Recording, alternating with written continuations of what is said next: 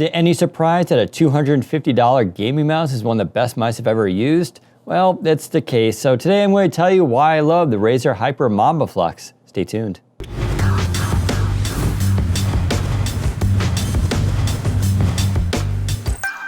Okay, so I know what you're wondering, how the heck does a mouse cost $250? Well, to be honest, Razer is not out of their mind here. Logitech did it first. Yes, they had the G903, which does not cost $250, but when you throw in its optional power mat, all of a sudden it costs that price. And that's kind of what's going on here. Let's first talk about the mouse itself. So the Razer Mamba mouse has been around for many years, and this is the updated version. We are talking a 5G optical sensor, that is the 3360.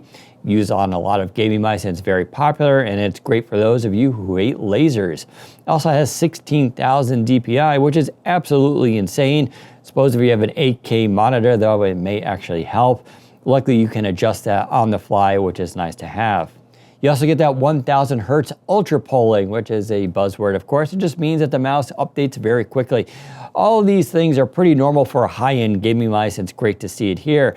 That's not what makes this mouse though cost $250. It's the fact it is completely wireless.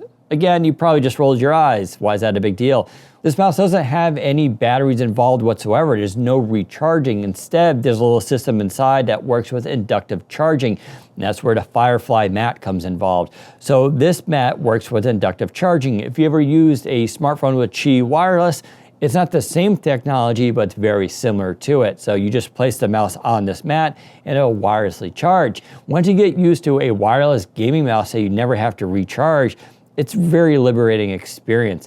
Most wireless mice don't get into the 16,000 DPI and the 1000 Hertz polling because it would actually drain the battery so quickly you'd be recharging the battery every day or so. Luckily, with this system, you don't need to do that. Now, the difference between this and the G903 is the G903 can hold a charge for a few days, where this literally holds a charge for about 30 seconds. If you pull it off the mat, it will go dead.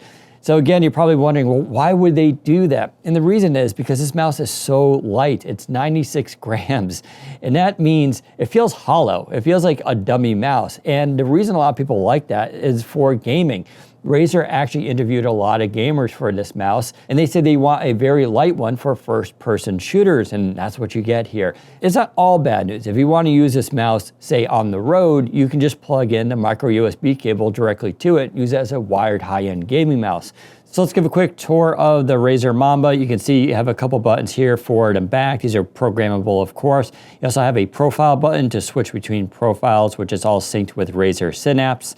You also have some buttons on top here that can be used for changing DPI on the fly. And of course, a scroll wheel, which is a clicky type.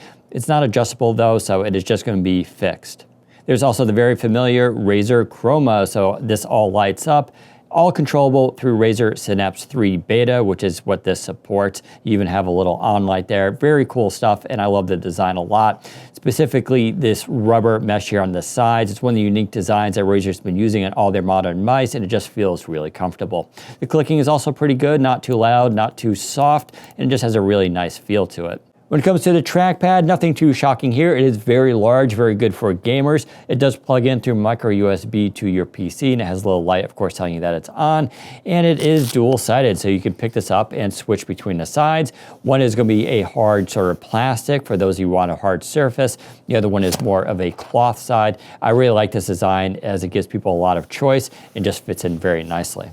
Finally, I should mention that Razer put some Chroma Lighting on the edge of the mouse pad. It's very unique in the sense of mouse pads typically don't have that. It is completely configurable through Razer Synapse 3. You can even turn it off or control the brightness and set the patterns. I like it a lot. I don't think it's very gaudy looking at all, which is sort of surprising, but it looks very tasteful. All right, so the Razer Mamba HyperFlux, it's $250. I know a lot of you can't afford that, and that's totally fine. After all, a lot of this is like the Surface stuff, where it's super expensive. Having said that, assuming it doesn't cost $250, is it a good experience? Yeah, I actually really love this thing, specifically the ergonomics. It's one of the most comfortable mice I've used. It's very light, but I like the clicking of it. I like the way it feels in the hand, the way it wraps around. Now, if you're a sort of claw user, you're probably not going to like it too much. If you're a person who rests the palm on it, it's just a very comfortable mouse. I love not having wires. More importantly, I love not having to worry about charging something all the time. So it's just a really good thing. And if you, of course, play video games, it's a good experience. Now, I don't want to say everything is perfect with this mouse. Razer has quite a few mice on the market, including a Razer Basilisk, I believe I'm pronouncing that correctly, which I reviewed recently. And what's cool about that mouse, it has an extra trigger on it. It's configurable, and it's really good for first-person shooters.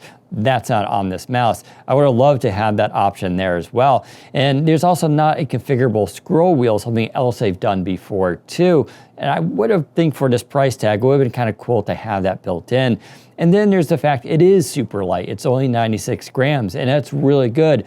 But why not maybe add some weights in there as an option? Lenovo has a cool gaming mouse where it has little fishing weights in it where you can put them in and set the weight you want. I think that would have been a nice option too for this price tag. Putting all that aside, this is my go-to mouse, and I'm going to give it a high recommendation if you can afford it, which of course is a big question, but if you can splurge, definitely go for this one. So there's a quick look at the Razer Mamba HyperFlux. It's available now from Amazon and Razer.com. If you have any questions, leave a comment below and I'll try to answer them. If you like this video, give us a thumbs up and don't forget to subscribe. Thanks for watching. Take care, everybody. Getting the Razer Mamba, which is a legendary almost gaming.